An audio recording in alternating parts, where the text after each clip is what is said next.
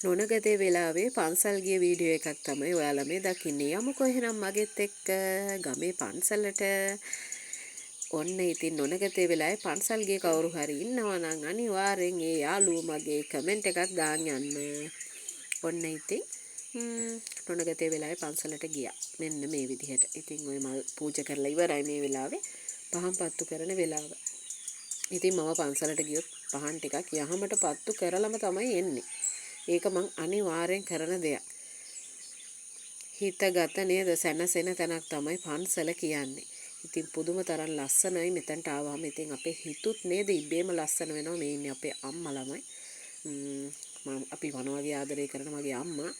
ඉතින් පහන් පත්තු කරලා හඳුන් කුරු පත්තු කරලා ඊට පස්සේ පොඩ්ඩක් මෙතනට වෙලා වාඩි වෙලා ඉඳලා ආගමික වතාවත් කරලා තමයි අපි යන්නේ. ඉතින් අද මට හිතුණා දේවාලේ හරියටත් ඔයාලව එක්කන් යන්න කියලා.